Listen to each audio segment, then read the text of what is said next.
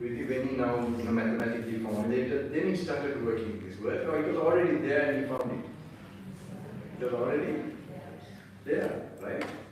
So when I went through this, and when I saw in the book, my mother's book, one of these books regarding the nature of, it's called Pravatimsa, the name of that plane of existence, the God's name. I saw that this makes sense. It's not a fairy tale, So what happened, I have been thinking of all these things and I neglected my studies. And it was like, I have come the whole 1-2 years I have spent on all these things. And sometimes my father comes searching for me in the library. So once I remember, my father is coming. I was so much absorbed in it with another friend. I'm explaining to him all this. It was like 11 o'clock, 12 o'clock. The library door is also closed. And we are outside. It's winter time. During, same weather here, southern hemisphere. So I am there, my father is coming, and he sees us and then he says, son, you come, what, you're so late, you're worried, and so on. So I used to be so dreamy, thinking about it. But this was a turning point. So what happened? Now the exams were near, and it was the English language and English literature exam those days. Then I used to, what can I do? Some miracle had to happen. I have not studied anything. So what did I do? I thought the King of Gods is very powerful. Like he's in that plane, I know that he should be, we have heard that he's powerful, in other stories. So what did I do? Midnight, I had English language paper, English literature paper. I don't think the parents will like that hear this. Okay. Don't be like me, work hard, okay? Otherwise it will going to affect your Dhamma also. Now for me also, I will tell you another story when I remember about this. So what happened, I kept those syllabus as well as the old past papers. And through relativity, I built up my faith that this plane do exist. When I felt there's no doubt in my mind, because relativity is true and like you assume, I suddenly felt I don't have any doubt this plane exists, and I felt I'm connected mentally. Actually, gods or those realms are a mental state. According to Buddha, it is the whole universe is in our body, with our consciousness. Okay, I'm touching a deep subject, can't help it, I will come to that. I will touch something interesting for this kids also. What to do? You have put me in this situation. I have told who are really want to attend Nibbana, I have told them to come and meet me. Because this is how my mission is going on. I have been doing it and our teacher, and then now I come to share this. So it's in our consciousness, that's why I said, though we can hide from human beings, we can't hide from the gods, devas. Why? Because they are within us. Before we think, they didn't know that we are witnessing something. Okay, this is another experience for me to tell, a lot of experience about that. When you know like that, you'll be very careful what you're thinking. So anyway, here, what I did was, when I felt I'm connected, I approximated, the English language essay title, English literature essay title. Okay, so I had a couple of titles, and then I sort of don't do that. Okay, better study well. So what happened after that? I went to the actually next day I took a holiday. And the other day after that was the day of the exam. We had done many exams, but I want to do this for this exam at that time. So I told my father to go to my tutor and write 2 essays under this. Anyway, so my father of course rushed, and my tutor was wondering whether I have not studied everything. Why I'm focusing on this? Do you understand my accent? Not yours, the kids, they're used to the Australian, Australian, right? Anyway, I wrote that. Yeah, they're used to my, there is more to the British side, where we were taught, so it doesn't matter. British accents sound more educated, right? Sorry, I'm not kidding. It's like, this is what I know in the society, they have this idea. People might bragging, it's like, this guy's come from a village or something. we are in Sri Lanka, like in southern of Sri Lanka, Matara Makka Kiwi.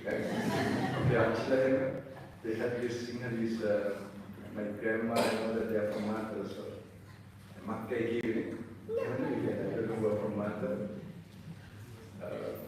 Anyway, so what happened in the midnight, I had these 2 test papers, and when I felt I'm really focused, I approximated the English language, English literature, essay writers. And then my father went and got 2 essays written. They don't know what I did in the night, okay? I wouldn't tell. They know maybe I'm keeping him awake all night. Then my teacher wrote 2 essays. He also wondered why I'm focusing on 2 lines. There could be so many other possibilities. So I went to the exam. When I went, we were all there, and then when I took the paper, these 2 headings are there. This gave me, like, I didn't care about exams, I am so thirsty of getting a picture of this universe, this world, very honestly. So I felt so happy. And I felt like I can stay under a tree, like university on my palm, this feeling like that. And this is how my initial meditation, I would say. Then after that, based on this, it was like 16, I was like 16. 17, 18, I had another experience, which made me this. I became a monk. Mentally, first I became a monk, then I had this idea, then I wanted to go Princeton before that, just before that, because Einstein was there and I wanted to study astrophysics. Okay? Because I thought this is the way to pursue further after these experiences. Maybe I could study more relativity theory and so on. So what happened, by the time I was waiting for the admission, the results and all that, I used to play cricket. One thing, if I gave up to become a monk, it's cricket. It's true. Okay, I had no girlfriend to give up, but I had cricket to give up. Really, I was so attached to cricket. I used to play for clubs and all that. And then what happened, I used to go for walks those days. Sorry, don't misunderstand me. Maybe this get recorded and this sent to the YouTube like this. Okay. Sometimes people with their ego, they think that I have the same ego, I story, my story. Thing is, my way of discoursing is based on like a storytelling with my own experience, so that nobody can say they can't do it, which I have done. So that's why it's a little bit difficult for me to tell the young ones, because that time I thought I was cursing my parents. They brought me to a program like this, because I used to just hang around. I remember they went for some programs, especially my parents, they are Kata. My mother, my father, she had this evening time prayer, and I had to be, like your age, I had to be there. So, like very small. And then it was so long, the said Kavi and all that, the said Kavi, the singing. So, but those things did make an impression. So we don't know, those things must be done at home. So anyway, if I stop this train, I will get a blackout, okay? So these people know when I will not be talking if I'm alone. I'm doing the meditation. I will come to another mode to give you all this. In the end, I will give you something before we go. Okay. So this very. After that, while I used to go for walks like 17, 18, I had some feeling some change would happen at the age of 18 actually. Very honestly, I had this side feeling, but I never knew that it's going to be in the spiritual way, this way. So 17, like 18, at the age of 18, that time, suddenly I used to have the habit of going for walks. So it was very nice, like very lonely like here, in this part of the world. And there's a Canadian river and beautiful nature. And I used to come back home. This habit was there. So when one day I was going on one walk, suddenly I had this experience. I can't say how it is. Like, I was thinking that what is the cause for any phenomenon to happen? This is how I verbalize it. Okay. Then suddenly like a flash, it's like what are the causes for any phenomenon to happen? It's like suddenly like like everything was like disappearing. So everything was like, what it came to me in my words, anything that is called anitya sanya, perception of impermanence in the Buddha's teaching. So in that experience, I suddenly came to my mind, for this understanding there's no beginning, therefore there's no end. And normally don't tell this like immediately to their program like that, but this was, I remember when I go back, and then I saw monk in my mind's eye. And it told me that I should become like that. These monks are people who try to get this perception. They must live in solitary places, like silent places. Until then, I didn't know why there are these, like forest monasteries and all. And it came to my mind I should be in such a place where I was there at that time, very silent, and I should make this perception happen again and again. This is how, and this body is also going to go, all these mountains are going to just disappear, and it's like a last body just to cover the body, the robes are there. This is how I saw the monk there, and he's just getting absorbed into that experience. I don't know how much it will make sense, but I'll tell you what really happened. Then that evening I told my father I want to be a monk. And he was, like, I don't say like that. So he was quite worried and internally upset because he had other plans for me. And so I became changed also as a person. Like, I became so calm, peaceful, and it worried more further my parents, my father, not my mother. My mother, like, intuitively suddenly felt like Sarvahamdru or something like that. It's very funny. Normally mothers want to get married and all that, but she was different. She was my first disciple, I would say. So while I was there, she used to come and ask about the teachings. So then it went on. Then my father wanted me to finish at least the university degree. So initially I didn't know the importance of my parents. I thought like this is like it's kind of an obstacle. So after that I started, naturally meditating and was in a meditation state. So it's a long story. I just want to talk about. I'm going to stop there. All right. So I'm going to talk about the cell phones and things like this. Okay. Because I've been talking in general to even adults also. It will be applicable because my purpose is how to experience this teaching, not in the book only. People, I have been doing retreats now in Adelaide, and then I'm after here. So I was really hoping I could do a retreat. Now I'm not into too much the programs. I want to go deep to the people. The same experience I had then and later on, which inspired me, where I felt the Buddha is like a live thing. I want to give this because I don't think this is the greatest gift I could give. So now I started this retreats. So same time when I was into this Dhamma, so when I went to Sri Lanka after that, okay? Then my grandma knew I was into Dhamma and all that, and she introduced me to a German monk. Okay? This German monk used to come on ashram, my grandma's place, and later I met him. She took me to the temple also, but I was, like that time I thought I knew everything. It's another problem. Because I had my own ideas like with this impermanence and all that, physics. And so I thought I knew everything. So he looked so simple, radiant, pure, but and I respected him when he came for Armstrong, like once a month. When we met in the room also, I was very shy also to ask him questions. But I really met him on the road. One day I was going to, I had a pass to worship the Truth Valley. I want to share it with a friend and I was motorbike. And then while I was going in a faraway area in Sri Lanka, from Colombo City, I suddenly saw like a giant one monk, like hot sun, going bare feet, and suddenly like gave me a shock or inspiration. And I realized, oh, that's the German monk. So I went and offered him, like, can I buy you a snack? Do you have snack here? Snack, chocolate, I used to like those days. So I asked him, do you like a snack?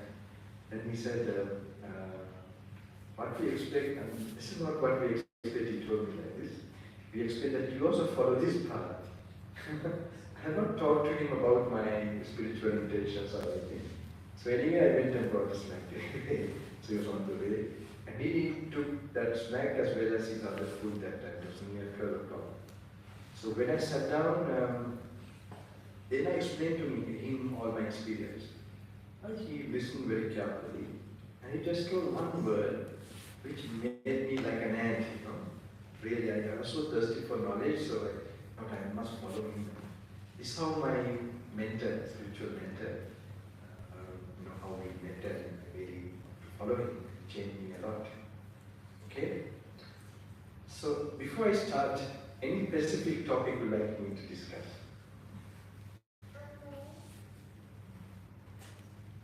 Anything that might, I might start on that. The ones who are like 14 or...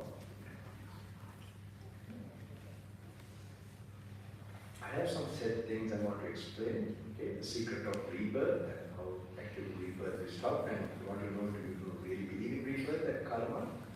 Because I don't think you should blindly believe. I'm not a person who comes like in an orthodox fashion, to the teachings. Actually, I didn't think that there were answers in Buddhism initially. I thought physics had answers, but so I'm coming in a fresh approach to this. Actually, I mixed up with even in India some saints. There you can see the mind and what happens. Maybe I'll explain last year what happened with them. Buddha Vachana, does everybody have the word of the Buddha also? It's okay. So anyone want to ask something now or are you too shy initially? I will come to the Buddha Vachana. Okay.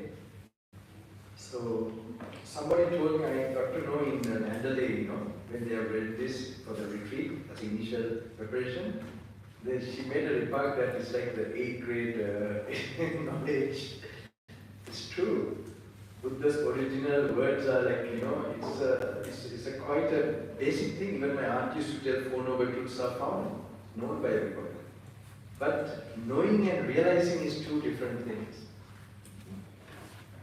Buddha's time, these words made, it opened up vision. Vision means like an intuition. So how to get this intuition? Today is like a, zero knowledge.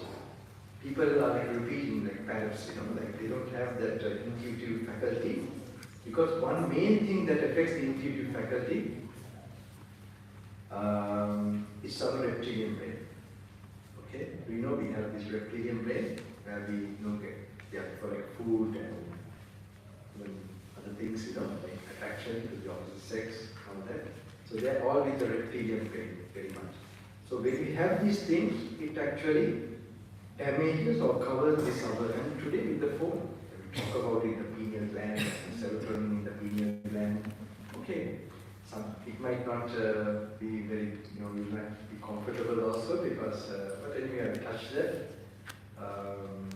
So what my concern is, you get education, okay, for life, for living, alright? But how you're going to face the stress of exams, how you're going to be strong, not get depressed, and not being attacked by negative energies. How you're going to be, how you're going to deal with your character, how you're going to be a strong person. Okay, if I didn't have anything, at least my teachers used to notice me that I had a strong personality. One reason was in those schools, they had this discourse and all that, and I say that they Friday, right? Not every day. So we had to ask permission for. We had to buy the ticket. I would have been the first person to go there because I would have been trying to go to it. But knowing what was happening in those discourse, some kind of shyness to ask my parents the money because they will wonder what is he up to. Maybe they must be also knowing what's going on. So I didn't ask them. So that way I was saved, I would say. Because all these students, I don't know how they do this, they do all the bad things. And they do drinking also, even like 14, 15, alright. Don't drink so badly. And doing all those things, they also study well. It's a funny thing, I know some of the Danish, my friends, they can't understand during the class. And they are shy, what is this, and I also explained in my Next day they come and they talk with the other friends how they try to give more beer to the other one and so on. And those age, and they play football also. So anyway, I did play football, not football, I was not good. I was good as a young boy, but later I had accident and I lost my confidence. But other sports I used to do also. But definitely I didn't go for these parties and schools and all that because of this. And it saved me. And I know about sleepovers. You know about they have these sleepovers. That's something also you have to be very careful. I will start with one story that one of my known people, devotee, they are very poor in fact, but my devotee's son, she want to be like high fly, in Sri Lanka, they can't afford even, so the daughter was sent to the international school, the British school. And I was very happy, because they are like very poor and very down, they are like, but then she was so polished, she had good English and she used to sometimes come and talk to me too. So then one day, so I thought it's good. I know the church schools are okay, but then there's suddenly the darker side of it also. Because in the Western culture, the Western, regarding, some of the things is not taught at all.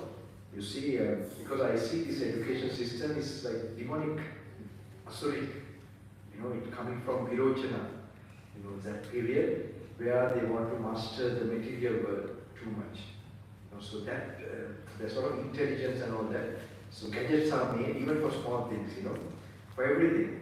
Only thing is still, like fork and spoon and everything. In the toilet you find gadgets, they will be bringing more gadgets. I don't think they make a gadget that, where you don't get old and you don't die. So that's the main thing that's happened. So anyway, this boy was sent to, this girl was sent to the school, and suddenly something, I know she's a very special girl. Actually, she's a person who I know will go one day on a very special path, but though we have this kind of potential, we also have times of dark periods in our life. Okay? So I knew it was such a period, and then suddenly she got contacted with some bad company, and this was like a sleepover. And these 2 years, she was really different. She became so changed. So the parents also were confused, and one day she came to meet me. The parents wanted her to meet me. And while she was coming, actually the parent, the mother, was my devotee. So when she passed by to meet me, she asked the daughter, "Did you take a bath?" I was wondering why she asked that. And she said, "Yes, Amma, yes." And then she came and talked. You know what is happening? She told me everything actually. The last 2 years she has been addicted to the phone. And with the phone, I don't know how to tell this, she has been seeing things that she should not be seeing. Okay? You can guess what. So recently, recent times, she had around her, there has been a smell, like a feces, smell of poo, smell of poo. Poo, I know, I hope you all know. Okay. So, and she doesn't know the reason. I know the reason. So that's why they have been asking, do you take a bath or whatever? Because why this smell is coming out? What happens? You generate such vibration. That vibrations are of a lower nature. Now I found even through cartoons it's happening. I'm sorry, I'm coming to my weeping period. So just some knowledge is better to be awake, yeah. So even the cartoons, through cartoons also, and so many other ways, this is coming. So when these levels of vibration, you are activating, same vibration dimensions are there, beings are there. They enter. We can't see that. So then it comes in the form of smell. So full of that smell. We call it in Sri Lanka, in the Dhamma teaching we have. When we do good things also, when we have higher vibrations, we send a smell also, Buddha says. It is a perfume, smell of, good perfume. It goes up with Brahmaloka, so far. with the sex. So when you generate negative vibration, also something should happen.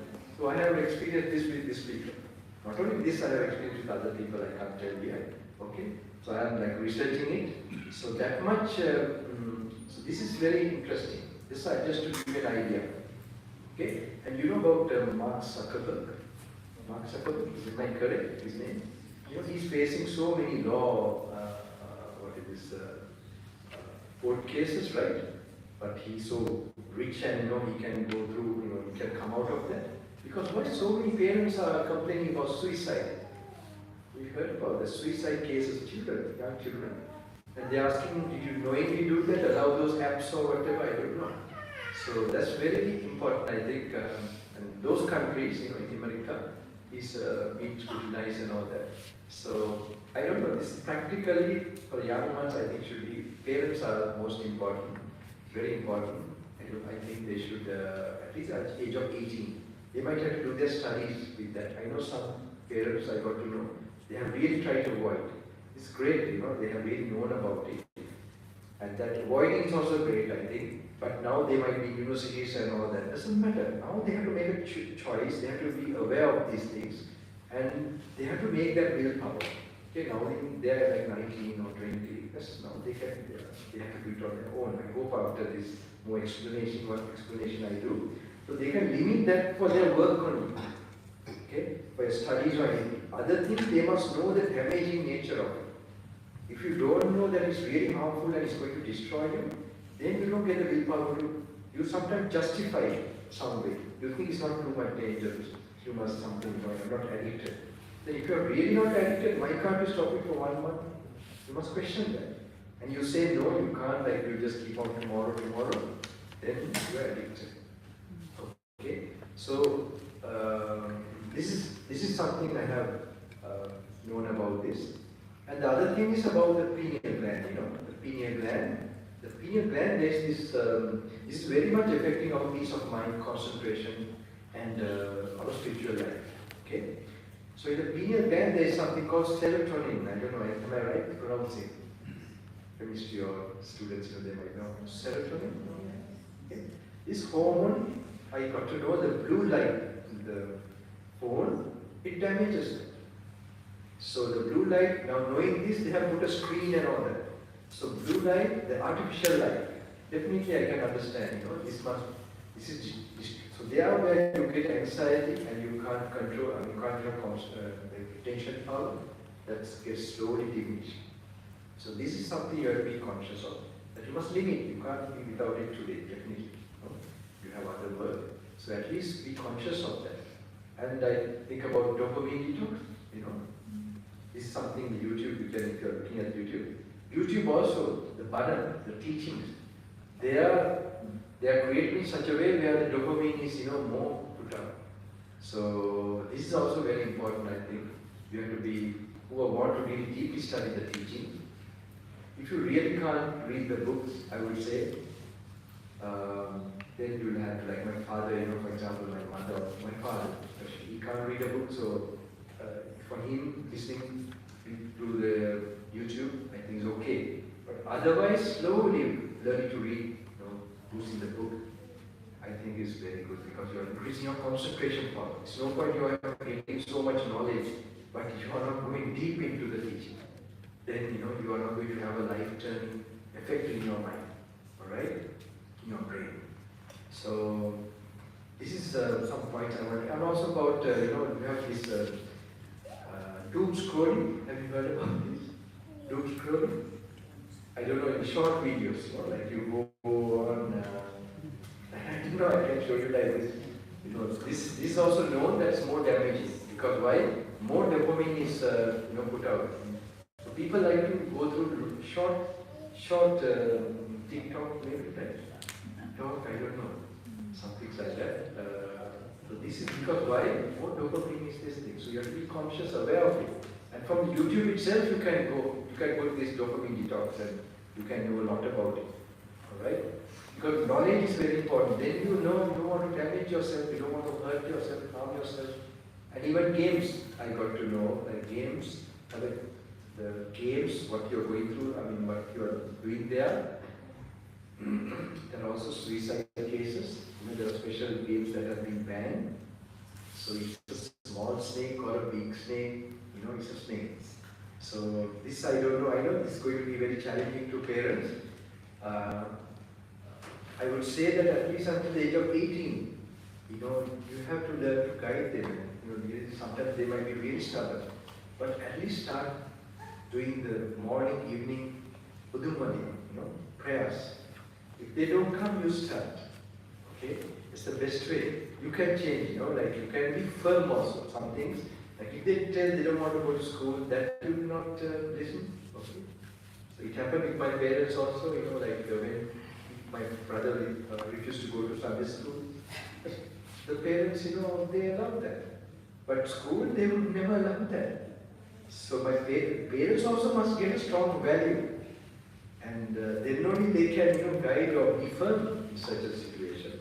But otherwise, you find that the better you develop some spiritual energy yourself, and then that will also have an effect on them. You'll be able to control them in a different way. Don't worry about it. Some children, very smart children in UK, they tell me, like Swami said, I play games and what should I do to clean myself? Very smart kid. So what did I say? I felt so sad when he asked me this question. He's like maybe 8, 9, I don't know. I told him he can chant Viti Sukata 21 times or something. I don't know, I just told him that. And I'm sure he will get something, or he will get some effect from it. So this is what parents, and also it's known in, like who had spiritual background, that these children don't go for drugs and all that. And the wrong way. So bring them to this kind of function. And any other spiritual activity is the best way. You have given them that spiritual support. What they do after that, sometimes each one has their own karma. Okay? So we must not try too much control our children. But we must not be too relaxed also. We must control ourselves. And then we must do our duty to them. And then our consciousness is clear. And we will get some clever or intelligent ways how to do it. Okay? So that we will not feel guilty that we guide them and so on. Right? So I will tell you something about the other positive side you must know. There's another thing I must tell you. Doom scrolling, I told about this. Now, the other way, actually the age of 14 onwards children, something I want to really share. I wish some people taught me this. It's how to, especially how to make your mind, our mind, our brain has special potential. So this is normally not fully tapped. Okay? So in the ancient time, it was well known that celibacy, was the main thing that helps for us to develop our special parts of the brain. So in the modern days, zero knowledge. Sometimes some weaknesses are there, even people who are university lecturers and teachers themselves, because they have not been trained in that. They have learned to pass exams. They have learned, but they have not controlled these things. And in the modern times especially, so I tell some people, I used to tell this in the last programs, who are age of like 14 or 13, something that YouTube, I know no monk will talk about these things, but I think it should be told and taught. So in the YouTube, you have these many topics actually, many people in the foreign countries, they are practicing this. Just imagine, our countries, you put it in Sinhalese language, not a single video. It talks with the modern scientific idea, like it's a biological need or something. There's nothing to do with controlling the blessings of controlling benefits. It's nothing in that. So in foreign countries, it's well known. It's called NoFap. You see, it's a bit obscene word also, NoFap. N-O-F-A-P-P. If you put that in the YouTube, you'll find so many videos, especially in the foreign countries, they are practicing these. So I think this is a must. This knowledge is definitely necessary because your brain is also like a universal university. It has so much power. So I must tell you about one person who demonstrated that power. Have you heard, anyone knows about Vivekananda? Swami Vivekananda. If you studied history in 1800, 1893, I think there was a Parliament of Religions in Chicago. In that Parliament of Religions, all religions were represented. You know, Anagarika Dharmapala, anyone know Anagarika Dharmapala? Who doesn't know? Raise the hand. Anagarika Dharmapala. Do you all know? Okay, have you heard of somebody? So he was also quite a special person. So Vivekananda, he was a Swami, a yogi, like Hindu tradition. So he was a young meditator. But he was also there. So this was like, you know, all very top people in America. They were all there. So it's very interesting. This there were about 3-4 people representing Hinduism. Buddhism was from Japan and Anagarika Dharmapala from Sri Lanka. So one person made a mark, like he shook the parliament. There was like, behind this parliament of religion, there was like conspiracy, where they want to show supremacy of Christianity. Okay, the fathers and all that. They just want to show that Asia is like, you know, they worship stone and like they are ritual worship, they are demon worshippers, like that. They want to show this. Behind this, it was there. So they didn't know there would be somebody very, you know, like somebody, there will be someone who will surprise them, they didn't know. So when all these people gave their speeches, this one young Swami was like in his 29 or 30. He was so shy, you know, he saw 70,000 in this auditorium and he felt like talking in front of the auditorium. So he was there, he didn't want to talk. Then the moderator saw that this person has not given the speech. He said, Swami, your turn, you must give the speech. Everybody has given their speech. It's like 5-minute speech. So when he got up, he surveyed the crowd and he said that, he said 3 words, like sisters and brothers of America. It is said that when he spoke that, they say, the reporters and others said that the parliament went mad. The parliament went mad. They all started clapping. They all got up and they were telling, they felt like paying tribute to something which they didn't know what it was. And they say his voice is like a Chinese gong, you know. Have you heard the Chinese gong? There's a vibration that is created. So it was like fresh air to the whole parliament. After that, he became famous. You know, everybody was wondering, who is this Vivekananda, this Hindu monk? Who is this monk? Okay. So he gave a speech after that. But his initial words, his sound of his voice was the one that really, you know. And then later on, there was a tour, like a tour group that took him all around America. And when he came to India, he got a very big welcome and all that. So this is how he created a game that in Asia there were beings who were very powerful. So later on, some reporters asked, what is this power, Swami? Once they asked him, what is this power you had, you know, that day, that voice that came out. Then he says that in their meditation practice, there's a practice where for 12 years, they control their thoughts, not to have any sensual thoughts. Okay? Especially sexual thoughts. Okay?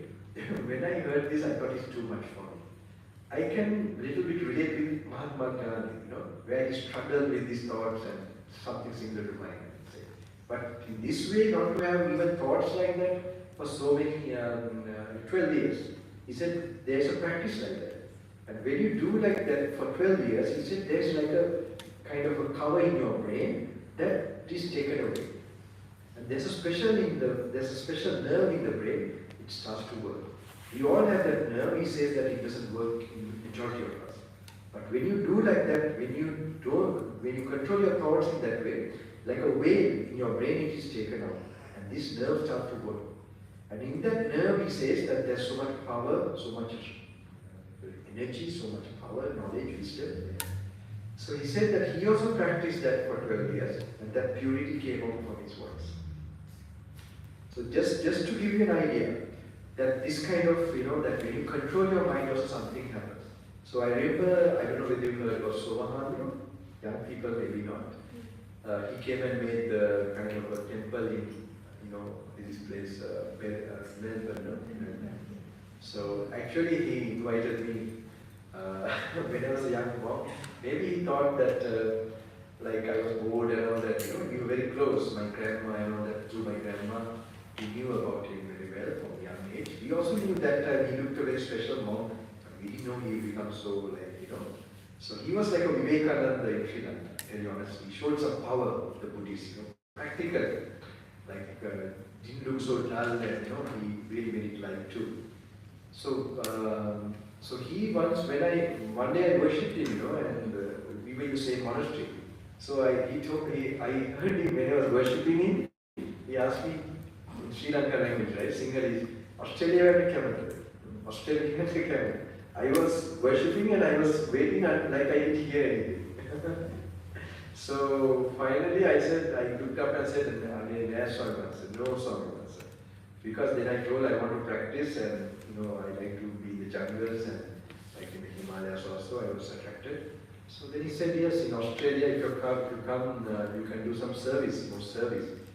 So anyway, there's a different reason that made me come. Okay, maybe I might tell you that. I'm not coming to some main subject because I will cover now.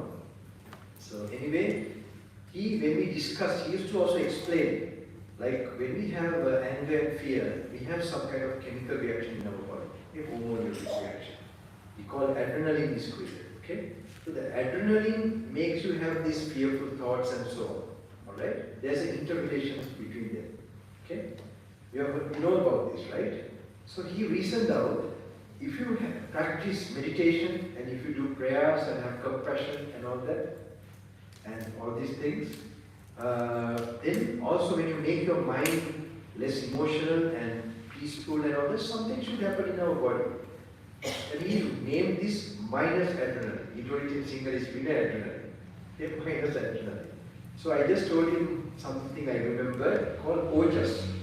Ojas is a kind of a material in Ayurvedic terms, which is known. It is more fine substance or kind of a hormone, which is not detectable through the modern kind of thing.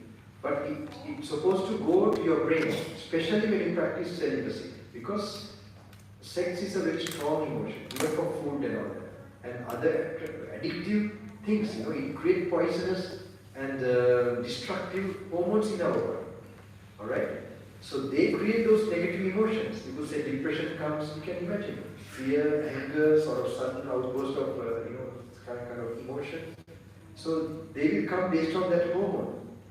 So now he says that I told him about ojas. So he's a funny monk, like he's like a baby, his mind is so empty and he used to pick up things from when he goes and then he creates his bala teaching. So once I was in the near the where the hall where he gave the there are a lot of crowds there. That time he was very famous. And then I was in the next room, So when he came, explained to this part, he didn't tell minus adrenaline. He told about ojas. So I was just wondering how he picks up things and picks his teachings. So this ojas is something, when it goes to the brain, it opens up areas of your brain which was not open before, and it gets deposited. And then it creates these thoughts again. So sometimes now in these programs or anything, sometimes it might be open up. Okay? And when you do some spiritual activity, and then it will get open up. Open up means these things will get created, it will go to your brain and get deposited, and later you will feel like these thoughts will come on its own. So like the body itself supports these thoughts, slowly it happens like that. We know that even sensuality and all these things also, when you have these thoughts, something is created in our body. And suddenly the body is making you have these thoughts. Okay? So when it happens very much, when you get so much, especially with faith and samadhi, concentration power, you become so peaceful, tranquilized, ojas is more created. And when a lot of that ojas is created, you could see your body begins to change. It becomes more charming, it becomes more attractive. And you could see that especially in your cheeks, and forehead, there will be a shine. So you don't have to apply what we call this Nivea, you have Nivea. And what is the other one we have? Crab lovely? I don't know. The body, yes. So that's why some models are taught to, do yoga and all that, because, to be attractive and not only their physical body, So even if your body is black, dark, or they think you have a charm in it. No? This will happen. I'm not, some people there are like some very narrow-minded. It's not foreigners actually, Sri Lankans. Some narrow, and I don't know what they are, but I feel love for them what to do. When I speak like this, they're so totally against what is this. Not only me, I understand that any fresh breath to the Dhamma. I don't know why, how they are doing this kind of karma. That's happened now. Actually, some of my organizers, they're too attached to me. So they have complained to me, Swami said, these people are there, you should block them, or what should you do? I said, don't get attached to me. This is your problem. You should not get attached, and we must have criticism. I have told how to, maybe in the program I explained, how to face, the things through the teaching. This is very important. We are not trying to go into, like we are going to be only friends with people who are telling good things about us. And we should not get attached to them. And we should not get upset by when people change or things, are criticized. And there's a way how to do it. Maybe I will explain at the end of the program how the Dhamma is done practically. So I'm just creating the basic things just to tell you the benefits of disciplining yourself. Overcoming habits, that's another important thing. And wrong habits, bad habits, you must slowly do those things. So this ojas is created, okay? Especially when you have active and your skin begin to become like soft like a baby, okay? You have a rough skin, we don't associate people with this guy looks, very shady, right? Maybe a druggie or something. Sometimes we think like that, just looking at a person. But sometimes it's not all, like it's in general. Some look shiny also, I don't know, maybe they are applying something. But you can feel that suspicious feeling in there. But we can't judge, when we are also suspicious, sometimes we might think others also think that. This mistake also happens. So we can't really, we also have to be quite pure to judge another pure person.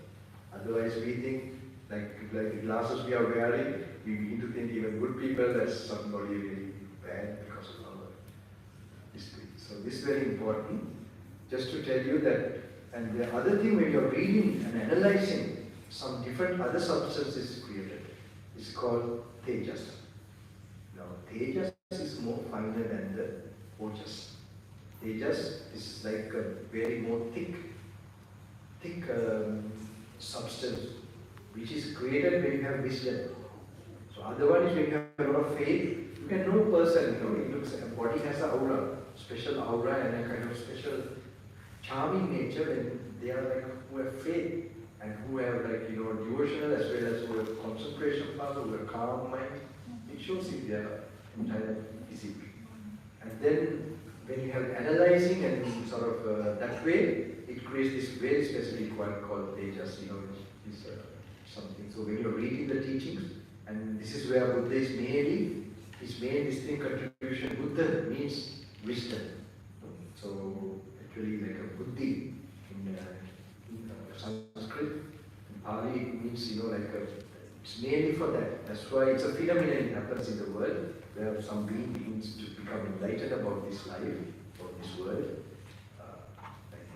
Okay, so this is very important. I hope you all got these points. I think I covered the basic. I talk about Swami Vivekananda just to tell the benefits of controlling your mind, controlling your thing. Talk about being a man, okay, and the blue light. This you have to be very careful. So the other thing, before I explain some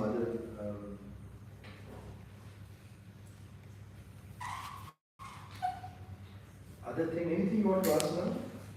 Or what I spoke or anything? But I want to see something. Boring for me to repeat some of the my own old things. Anything that might interest me also? And if you have a question, but did you all understand what I said or what? Do you think it makes sense? Okay. You can ask later some questions. Okay, in the program maybe. So I'm going to come to another special. Why did I speak all these things? My whole practice also was disciplining myself one by one. Even when I started this practice, still I was attached to cricket. Okay, so my batting was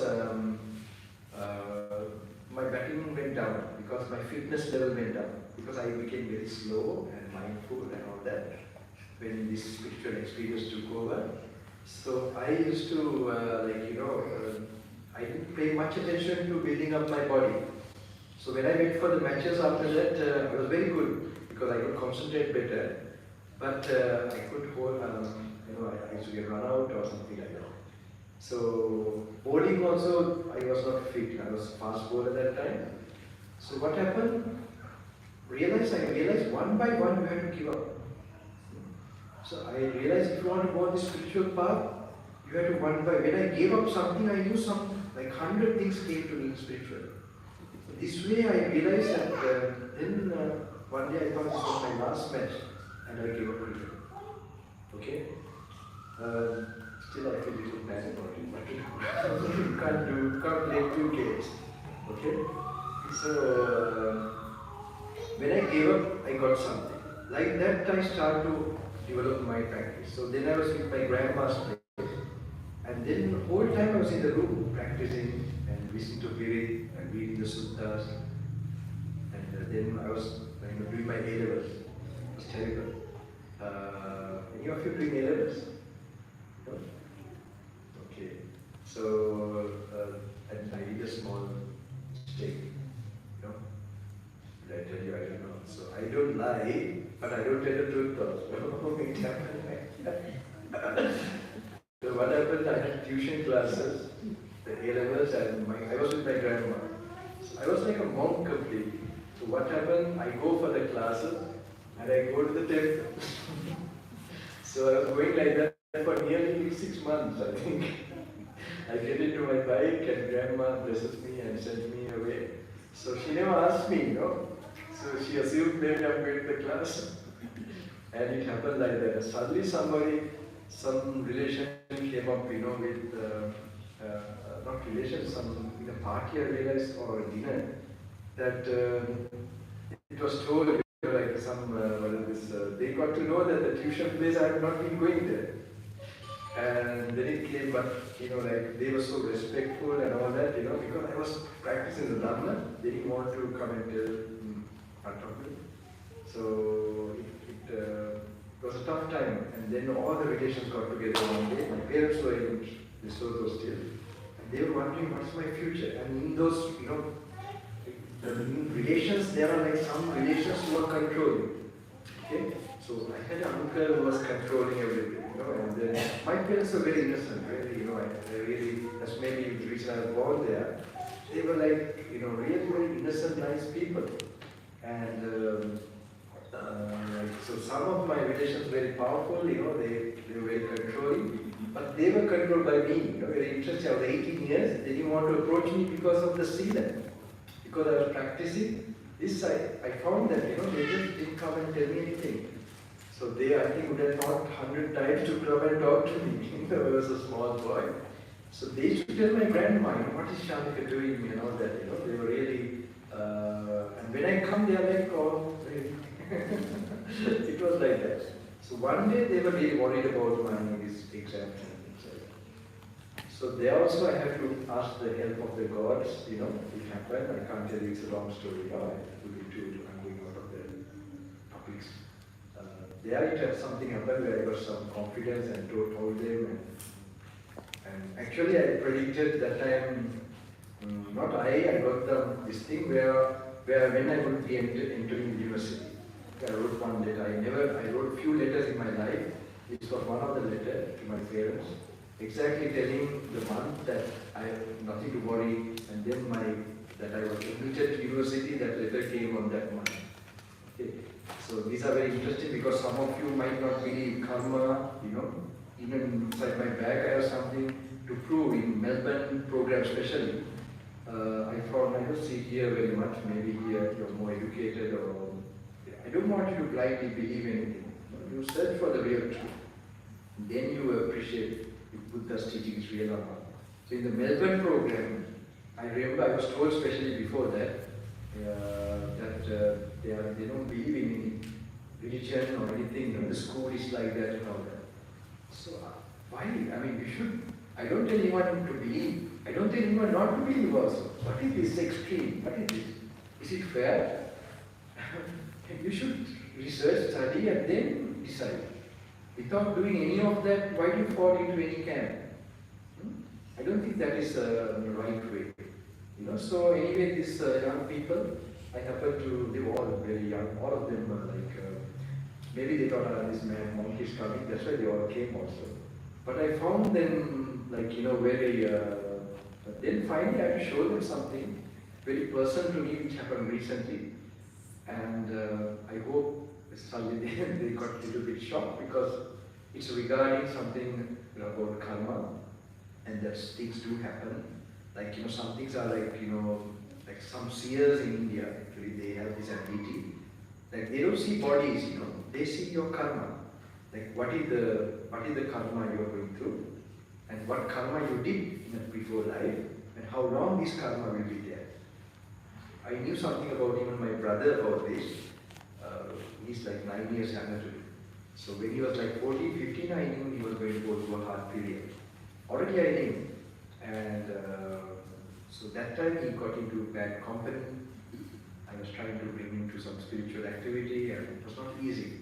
So I knew only spirituality will really smoothen his period at that time. So I did whatever possible, at least expose him to those things, and I think it created some blessings. So I was expecting that. So that is how do you know that his life just doesn't go by chance. Somebody might think that I'm talking about like Shastra, like you have this sorcery, or what do you call it in English, soothsaying or something like that. No. I'm bringing these things out because some of them, they don't believe karma at all. This is one way, my personal way to, give some proof. I also don't want to just believe in it. And another thing I want you all to refer, if you have time, is called Many Mansions, called Edgar Casey Many Mansions. It's very interesting.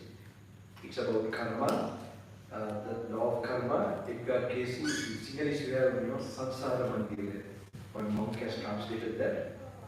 So in Edgar Casey, he was a Christian. He used to go into unconscious states, and he used to diagnose people's, problems and diseases and all that. He used to diagnose it and give some remedy. So he was called the miracle man of Virginia. He became famous. He's no more. So whatever, he used to go into unconscious state, and somebody used to come to him, and he used to tell their reason for their sickness. And he used to tell sometimes Crusaders' time, Crusader. That time, like a soldier, what you did, how you are experiencing something, like migraine, for example. My teacher used to explain to me that also, like he also had a migraine. It was not solved, So in the Crusaders' time, in this reading, it is said that he was a soldier.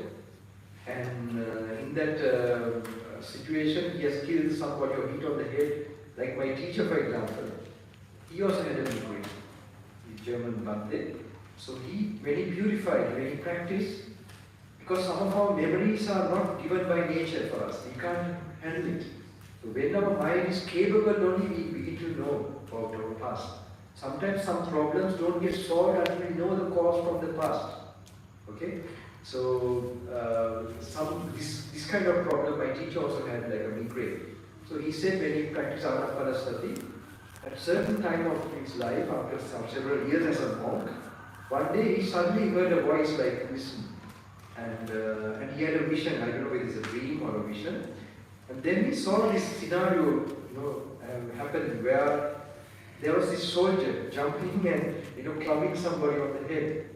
And then he realized that soldier was him. And then he suddenly, got the same, shock or feeling the pain, and he woke up or he came out of that vision. And from that day onwards, he said that migraine went away. So some of our karma, this karma is true. Okay?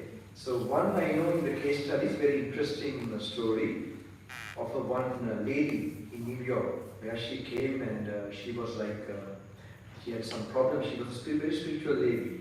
And the way she earned her living was she used to show her beautiful hand. She had a very extremely beautiful hand where she used that for, I think, jewelry, advertisements and all that. So that's how she, earned her living. And Then she had another problem with the family or something, and so she came to this Edgar Casey. And we went to this unconscious state, and then what it meant in life, she was a nun.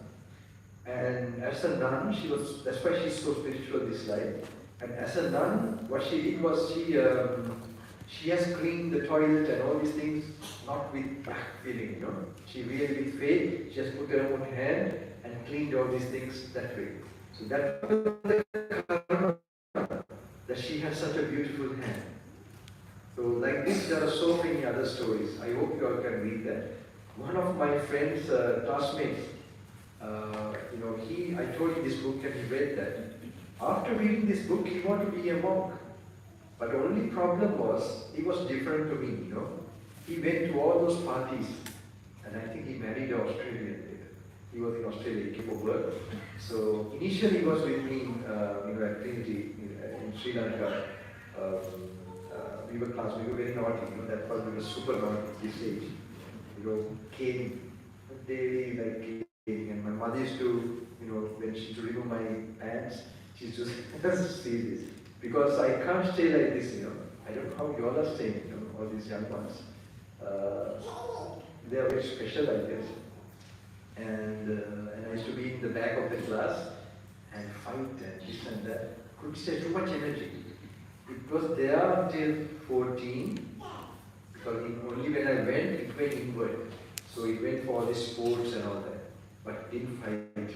Southern Africa, Lesotho, all that stuff. But I used to go into burst of anger with my other, like close people. Maybe it's the teenage period, 14, 15, all these other things also changing. So I feel really bad, I remember. But I used to control myself. I used to just hold the chair, and I would have done something really bad with that emotion. And my father was so kind to, and all this turmoil was going on, and my research was going on, and then all came to this age of 18. So wait for 18, who are like 14, 15, don't worry, your good time will come. Okay. And so it happened like that. So I want to now go into a very important topic. It's regarding maybe people who want to think. This has been my main topic. It's about something very deep my teacher used to explain to me. But I present to you all, this is my mission, as I told you. Because maybe in previous programs, there were programs for children and all that. But I believe you are young people who have come, maybe you are getting already this knowledge, something for you to think already, and it might help you in the future. Okay? It's regard what we are made up of. Alright? We have, Buddha explains that we are made up of what? We have the body, and we have consciousness. Okay? Do you know when I say consciousness? We have we become unconscious. Okay? Then we have only the body. Says we become conscious. If somebody hits us and we become unconscious. Then suddenly someone put water and we become conscious. How do we know we are conscious? What happens is there are parts of consciousness. In consciousness, what we call major thing in the consciousness is feeling. Okay? We know we are conscious also when we start to feel. Alright? So feeling, and what we feel we perceive as pleasant, unpleasant or neutral. Okay, this is called perception. And the way we perceive, we react. Okay, this is happening all the time. Okay, even right now. So we react with what? With the pleasant feeling, when we perceive it as pleasant, we react with what? Hate? No? Okay. When we perceive it as something nice, what we happen, we react with greed. We want to have it or something like that. So if you think, Buddha says it is called mind karma. Okay? If you speak like that, it's called word karma. If you do something, it's called action karma. Okay? So now Edgar Casey, they don't explain, but nice things are explained there also. Sometimes we don't express outside, but we keep it very inside. How that also comes in our life. Very interesting. I think it's a very enlightening book. It's interesting someone want to research life, because I don't think it explains karma, it explains rebirth to the modern mind, like Buddha explains the mechanism so in detail. Now even consciousness is explained by, like in the modern times, in the modern neuroscience and all that, it's hardly known. They are still researching. They are thinking it's something still part of the brain. Okay, material part of the brain. Okay, they don't think that is something separate, that the body is taken as a vehicle. This is known by ancient philosophies like Upanishads. Okay. And these are nicely explained by one person. It's called Deepak Chopra. Have you heard about him? These books you must learn if you really want to know more things about things. Deepak Chopra, he explains a lot about very much. He's very entertaining and he's really argues with the scientists and the modern scientists. He's also a scientist, but he's a kind of a, he wants to know this. He's a real scientist, I tell you. Because he's not a kind of a froggy real scientist. So anyway, Deepak Chopra, very nice. He also explains these parts, but the Buddha explains very clearly how the origin of consciousness and the consciousness philosophy can not arise at all. Okay, this is a big question. If anyone wants to know the world one day, if you know in the modern time also, you will get answers from the Buddha, but I'm going to explain now, today, okay? I'm going to explain connected with the rebirth process, what is rebirth, what is reborn, and how it happens. It's connected with karma, okay? Even this program, you want to come, there's karma with me, alright? Somebody would have announced for somewhere, there's a program going on like this, and then you would have got the urge, I want to go. And then now you come here, okay? It's manifesting. So that's how you must know that what we feel an urge is because there's karma. It's very interesting now. Suddenly, sometimes some people are married, maybe sometimes they are having a relationship. Suddenly you find you're attracted to somebody and you feel so connected. There are reasons that person could be maybe your sister before, or maybe your before wife or husband. So there's mixed, complicated karmas come in between. It can happen. And you feel more attracted to the other person than this person. So this is coming, this can be only explained by karma. Okay? So this is very important to know that you have a desire because you're fasting. You have an inclination to have desire, that is karma. And karma is created first by the reaction. Okay? This is called sankhara in the Pali. It is sankhara, mental formation, that's how in English is translated. So this is how every time we are doing this, okay? How we perceive, we react as pleasant and pleasant with aversion, attraction, greed, and unpleasant with aversion, and neutral feeling, we react with delusion, it's called. Just we wait without doing anything, that is delusion. Okay? So if you only think by that reaction, it's called mind karma, mano karma. If you talk like that, it's become word karma. If you act, it becomes body karma. Okay? So this just have an idea of it. Now, have you heard about that when you die, you get a last thought? Have anyone heard? Now at your age, when you're very small, I used to think to myself, I don't know how I thought about that.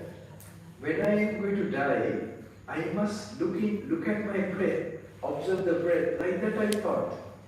I thought when I was like maybe 6, 7, 8. And also when I was 9, I must share this story, when I was at school in Sri Lanka. Me and my friend, at your age, how old are you? 11? Really? You look so small. I know you want to be big, but it's good to look small, You look more sweet then, What about the other one? 11, really? Okay, maybe my judgment is now, I can't really small children. So that must be the size, Actually, when I came from Lesotho, I was small made. That's why I was so naughty. One thing is maybe I want to prove, I had a kind of a complex that, I want to. So at Trinity, I was so small made. I used to do everything, drink milk, all type of thing, do exercise. I was not putting on weight. But when we went to Lesotho, even when I was 14, actually my father was well built and he was normal. I mean, according to normal people, right? And they used to ask, why they couldn't believe I was that age. And slowly I started, I don't know whether it's the environment, the food or what, I don't know, until I started growing. Now I'm trying to get thin. Okay. So anyway, it happened like that. So at your age, I remember, maybe younger than that, maybe 9, okay? Two, like one friend of mine, a classmate, while we were fighting, you know, we did all these naughty things. Suddenly this time came like 2 days, 3 days, we had this thought.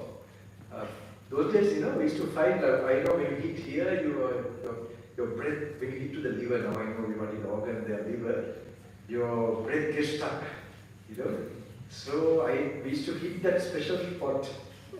So what happened, what I did was, now I put what is this, you know, very light wooden board. I hid it behind my chest. And I used to go to those friends and tell, now hit me, doesn't matter, you can hit me. They were so suspicious, why is he coming so open? So this was like this kind of period, you know. Suddenly the thought came, both of us, we were like monks. And we were walking around a tree actually. Imagine that was a Bodhi tree. And we were like peaceful and walking, and imagine we were monks actually. And we were planning to run away from home. We knew our parents did not allow us, and those days in Kandy, there's the Dangula, you know, we had a village temple, the Dangula, and we were thinking we were going to run to that temple and we were going to wander. It was there for like 3-4 days, and it was like a romantic feel, you know, kind of a romantic spiritual feel. And then after that it went away. So, but after the age of 18 only I had that, understanding, and it was clear. So I was going to explain something, right? So this, you must know, in the Buddha's teaching, what we call ourselves, a person, is the body, and we have consciousness, okay? These 2 parts maybe. In the consciousness, there are these 4 factors. What is it? Can you guess now? What you have in the consciousness? What are the factors? Just now I told you feel. What you feel, you perceive, is called perception. What you perceive, you react. Okay? It is called sankhara in the Pali text. Okay? So, normally we get the idea of me as me. What you get as me? Maybe. What do you think is me? It's your body. Okay? And then, more than the body, sometimes we know we get our mind, what we are thinking is me. Alright? So this is, without this to the thing near, do you think we get the idea of I or me? Did you get it? Okay? Me is always associated with some substance. So what is the main substance? Is the body and consciousness. Alright? But I will tell you maybe later that it's mainly connected with the feeling. Okay? Now say you're seated like this. Alright? Suddenly you're, maybe at your age you don't get that, but your leg might get numb. Alright? The blood is not flowing. If you don't see it with your eyes and you're like this, sometimes you might think whether the leg is there, right? So, whether my leg is there, whether the leg is there, and you will, even if someone suddenly cut a piece and do something, you will not feel anything. You will not think that it's me there. But soon the feeling comes, you get the idea, oh, it's me. But remember, the feeling is also conditioned. Any even food when we eat, when the food is touching our tongue, you get a feel. And you think, I am feeling. Okay?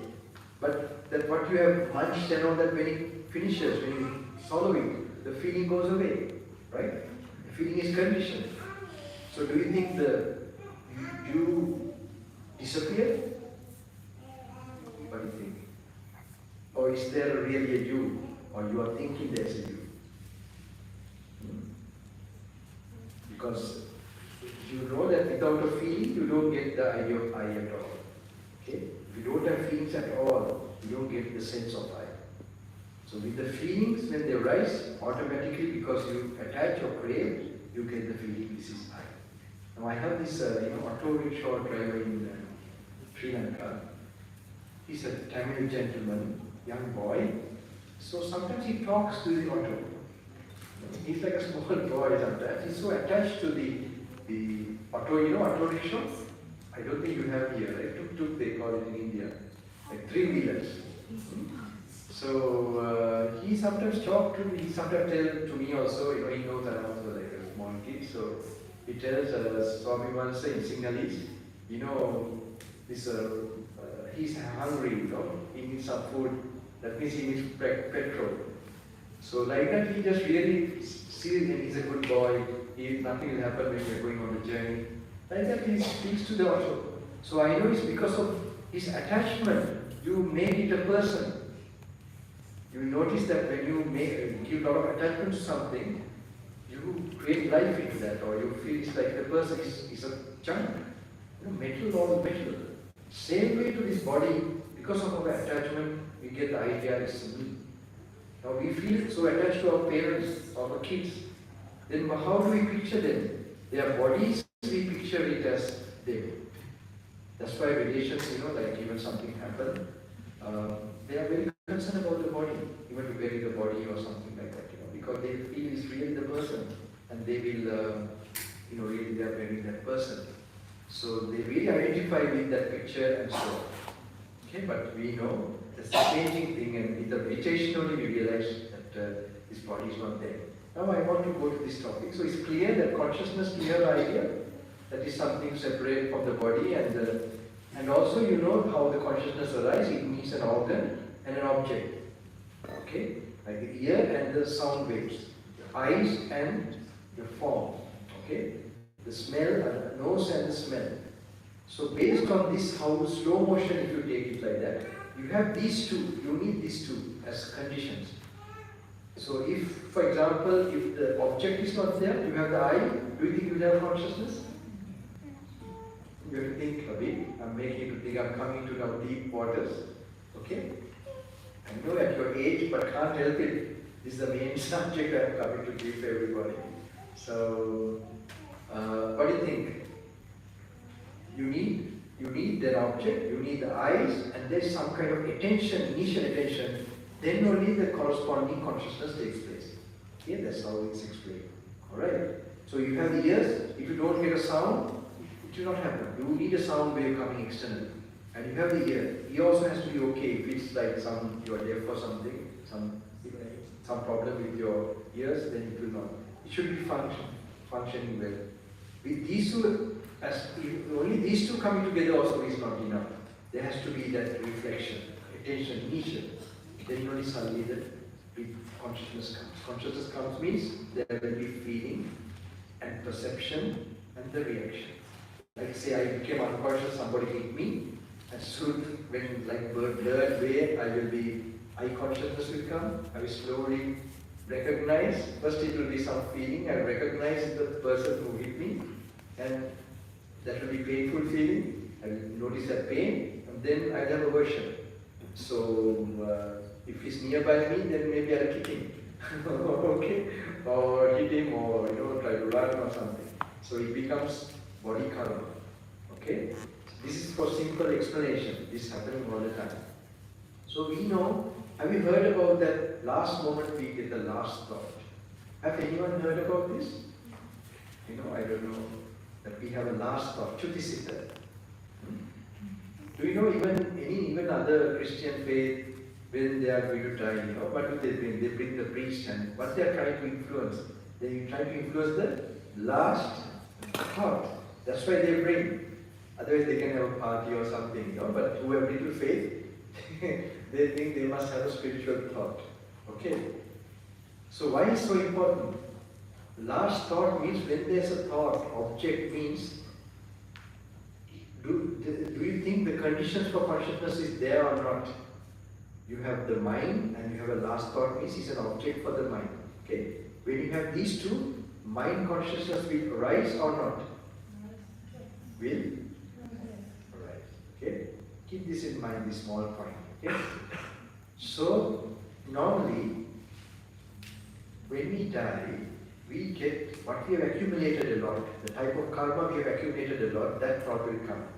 Especially people who were attached to families and maybe working place, and maybe they didn't do anything bad, but they were not Very good. Very good means they were not detached. Okay? Such a people, they will be accumulating karma. For example, they will get attached to children or something, or family, or then something is not happening the way they may want, and they will be getting angry. So this way, you find even when you fall asleep, you remember how you have so many thoughts of that kind. And at work also is same. So if you don't do a spiritual practice enough, where you're controlling your mind, this type of karma will be accumulating. Alright? So I know some old people, when they were close to death, I happened to come there. Before dying, suddenly they begin to see their dead parents, and they were like hallucinating, and so they know me, and when I came, they were very happy because they knew I'll understand what's happening to them. So like doctors give them some kind of sedation to calm them down, but they're having all this like schizophrenia, I don't know how you name it. Like they used to see them actually. So I knew that they are like dead ancestors. Okay? So, but I knew this family very well. So their parents, I knew that they had done a lot of good deeds in Sri Lanka. Like in 1940s, in 1950s, they have gone to Burma, they did meditation retreats in Burma, and they have built monasteries.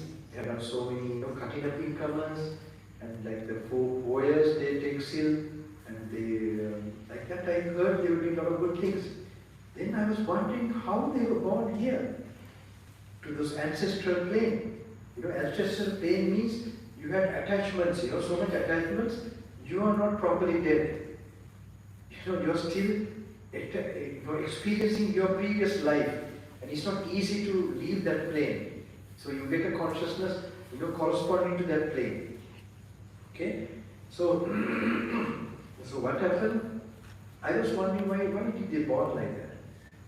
And now their relation is going to die, who I met and met. So now, actually, he also done similar karma, and it was distracting them. They want to bring it to their plane. They were all this time they have been with this him, and we didn't know. So it's like they are in all of us. Okay, our grandma, our ancestors before that. They are sometimes they are born also as our children. So anyway, in this situation, they were like that. So I was wondering what happened, how did they? So I realized, though they did this meditation or practices like that, they didn't detach enough in their meditation, especially in the morning. When they start the day, they would have meditated just for the name's sake. Your meditation should be to a point where you forget about your external environment. Okay? Whether it's through metta or anapanasati, metta meditation, compassion meditation, or concentrating the breath, you must master it to where your gross body, you're separating to a certain extent. Okay? If you don't do that, what happens when you do your normal work, you get distracted, you take things so real, and you're mentally tired. You're properly doing the meditation when you're mentally not tired. So it should start, you should have a routine where in the morning you're getting this nice peaceful feeling, and maybe your work might get neglected like that. But if you start to do that, and some have told me they have tried, but when they try to go along, now I tell you there's 2 practices if you want to develop peacefulness. One is sense control, and the other is mindfulness of the body. Okay? Sense control is where you don't look at the details. Like when you're crossing the road, you look what are the cars and all that, and when the cars are not there, properly you look. But you don't look who is inside the car. Okay? That's an idea how you practice sense control. Okay? You don't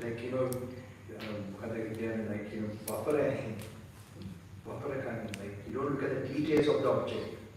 So that is, if you want to develop meditation, if you want to come to subtle states of consciousness, you have to develop like that. So leave alone, if you are addicted to so much draining your energy and entertainment like through the phone and all that, you will not be able to experience those, So slowly you must learn to curb those things, and then you must start immediately, try to practice the metta bhavana or mindfulness of the breath in the morning, and slowly when you go out, think how I'm not going to look at unnecessary things, here are necessary things, and then how am I going to place attention to the present moment.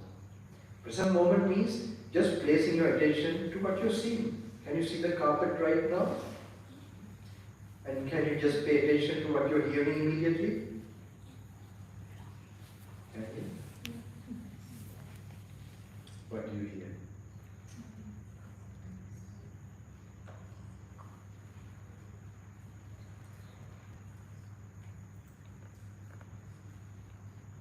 Vehicles.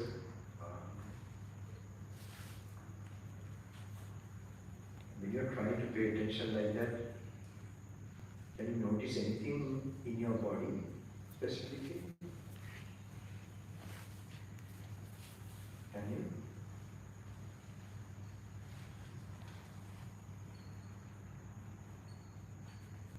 Like the highway, or you can hear that slide. When you're trying to properly hear like that, do you notice anything in your body specifically? Breathing, that you're breathing.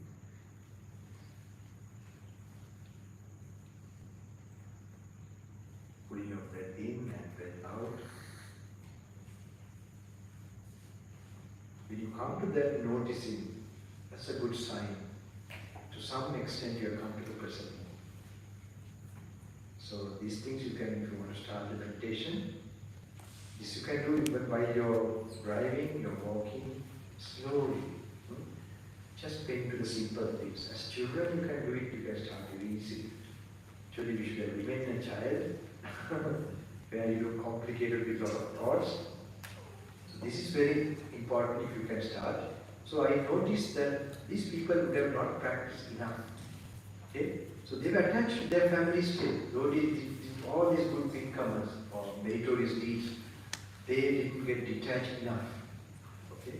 So what happened? When they were born like that. So I'm thinking those good karma must, I see it as those planes like a transit lounge.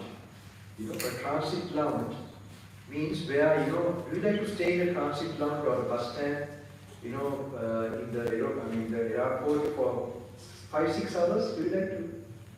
We don't want to. So just imagine staying in the same area for so long, there's no end for those planes. It's not easy to give up that attachment.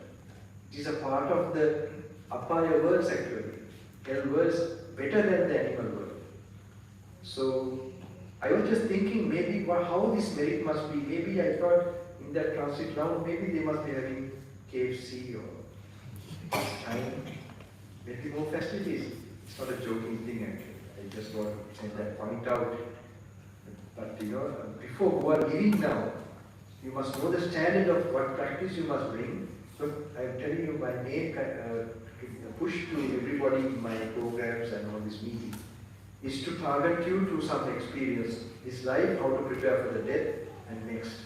You know, so maybe it's too heavy for the young ones, but who are mature, there could be here. There could be saints here who are in the young body still. It might work in their mind for sure. Otherwise, I don't know how you all came. I think there was this match today, bash or bash? Big bash or maybe I can go and come there. I don't watch too much, I like to play, you know. I'm not too much interested in watching. It's like the playing the cricket. So, this is very important. So this plane is there. This plane of so I realized this practice is not enough.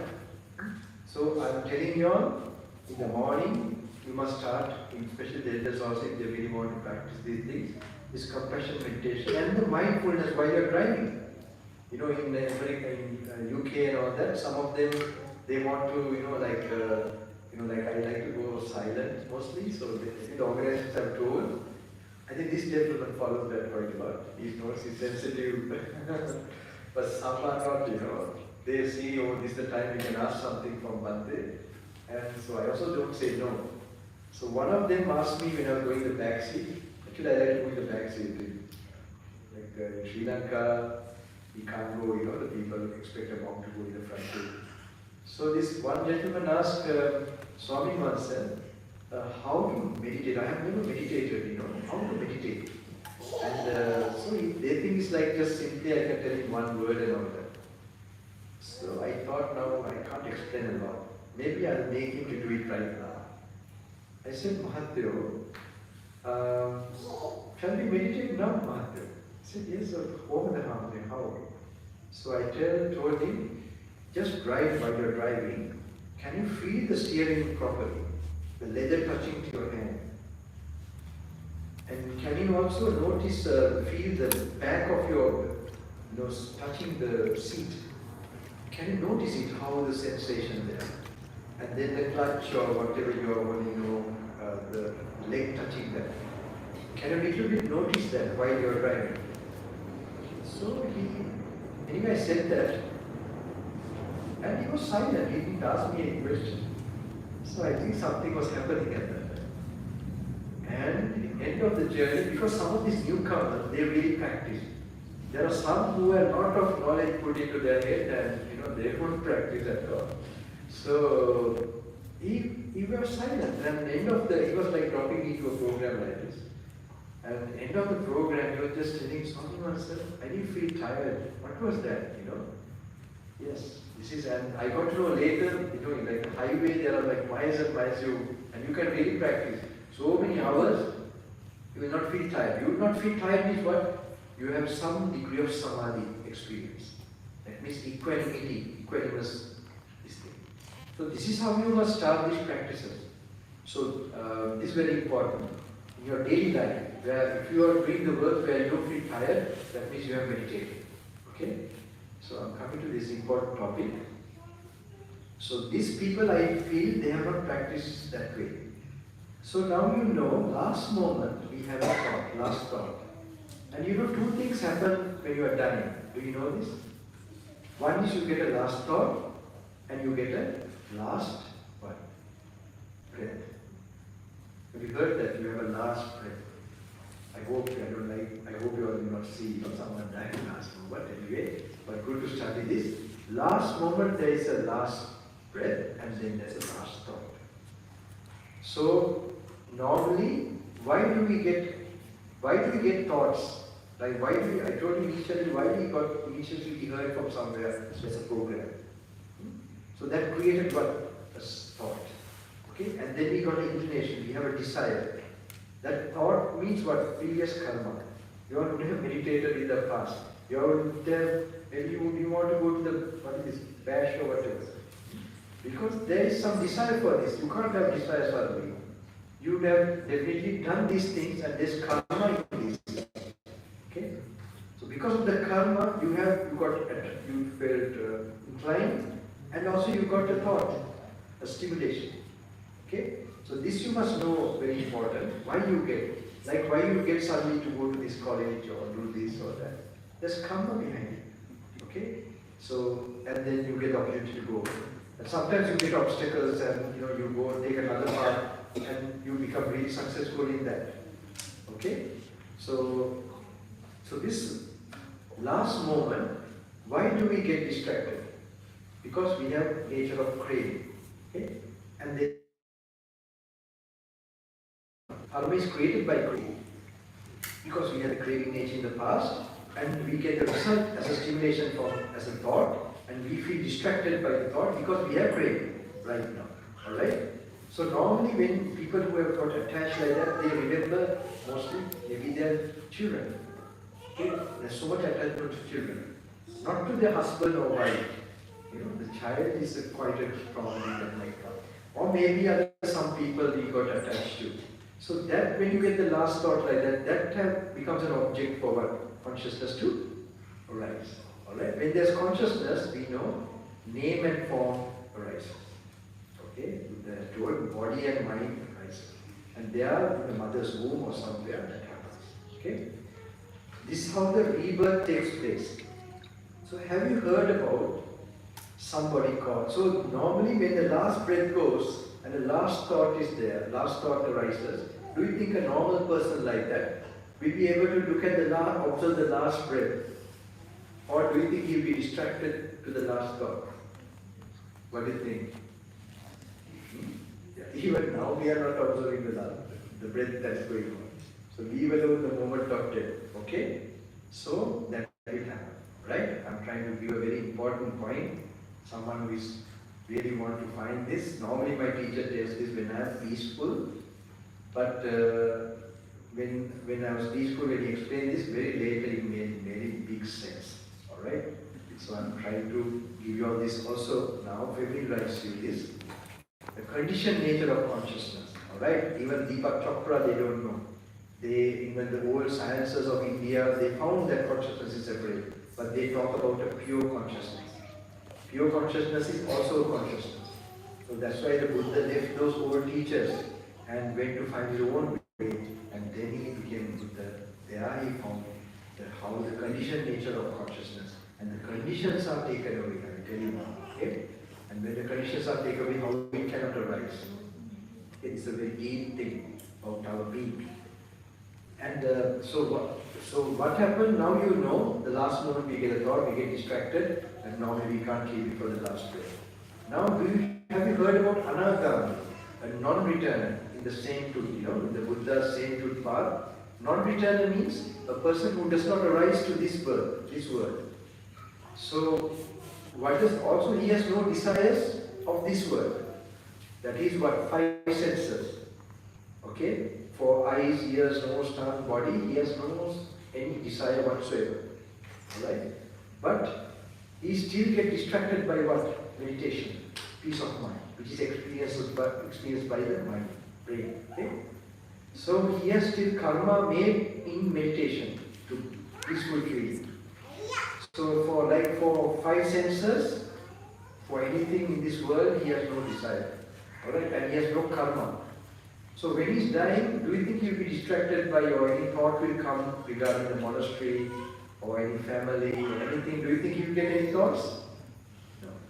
But he'll get thought about, he will get distracted by, pleasant feeling, peacefulness. Alright?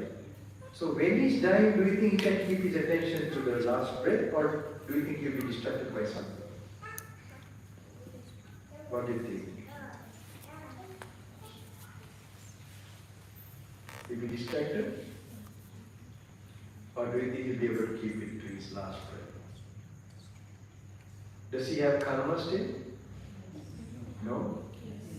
Okay. You're not thinking. And will he have something to get distracted by?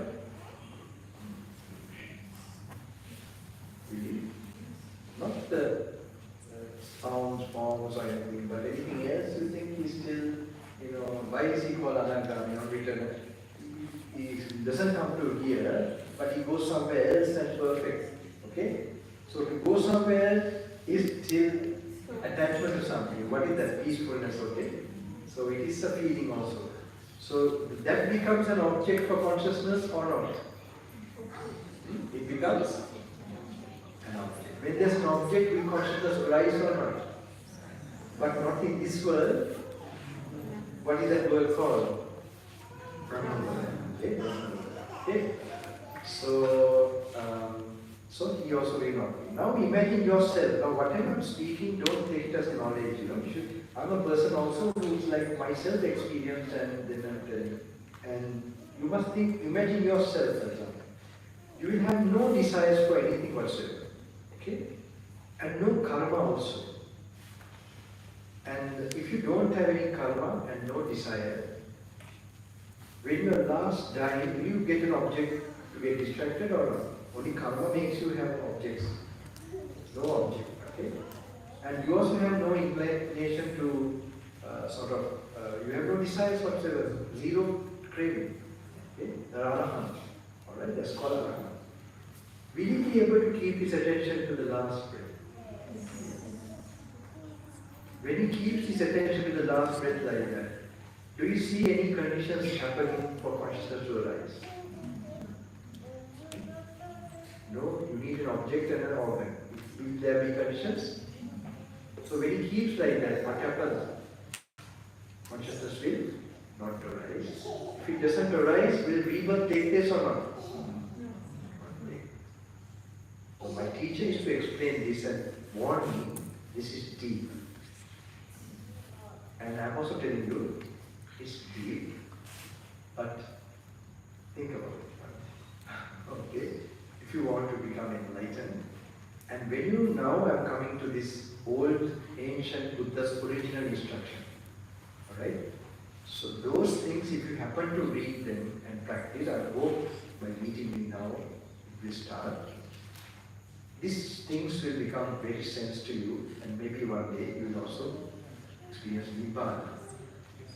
So, foreign monks actually, they happen to use the original teaching. But unfortunately, our Sri Lanka and like few forest monks, they were doing this. And like we mostly got the teaching from meeting monks in the temples or even the Aranya. So whatever their ideas we practiced. But some people, we didn't able to go from the horse's mouth. So that is the original what Buddha spoke. So English translations are very clear. But unfortunately, the Sinhalese translation, they are out of too much faith, they use old Sinhalese. And the words, nobody understands. And creates a repulsion to normal public. So to overcome that, I know a few monks, like Kiribati and several others who made some kind of inspiration again. They try to bring it, to make it to proper Sinhalese, speaking Sinhalese, understanding Sinhalese language, not the, some kind of literature and all that.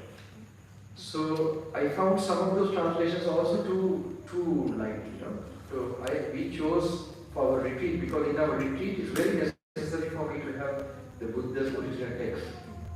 Because to impart some of the practice, I need the Buddha's original text teachings for one reason.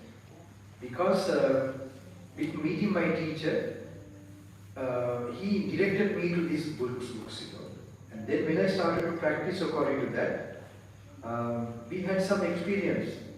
And there we found the Buddha was alive. He's still living. He's the original words of the real Buddha.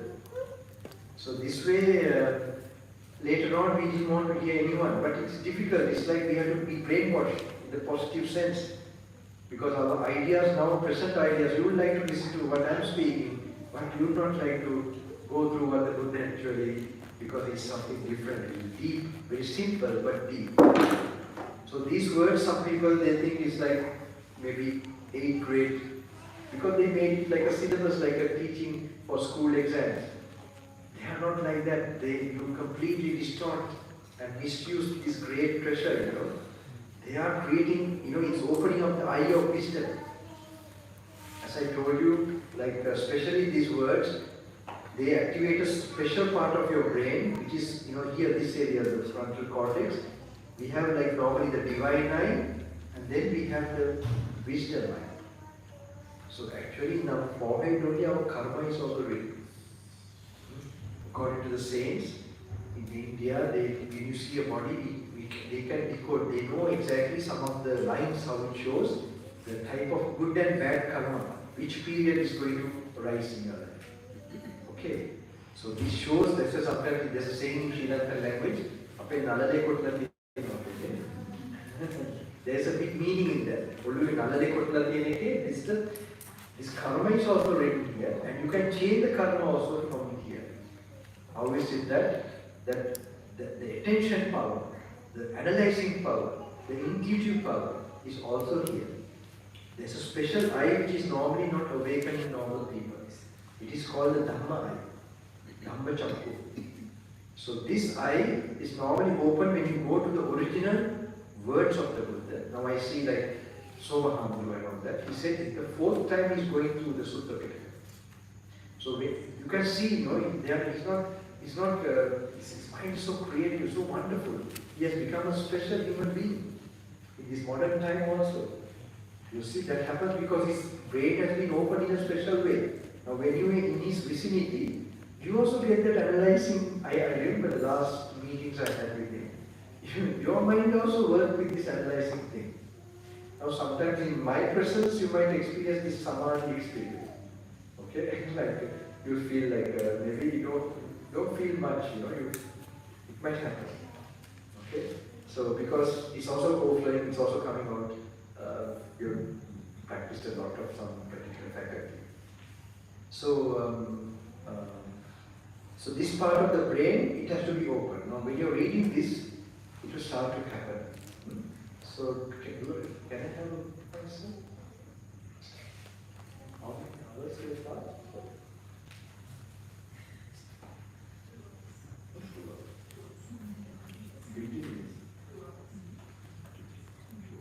I'm coming to the end, okay? I have some patience. Alright. Normally my program go to 3 hours. But you are being, but in the end of the program I'm giving something, some power, okay, some energy, take it. Alright? But do you all have this book or some method?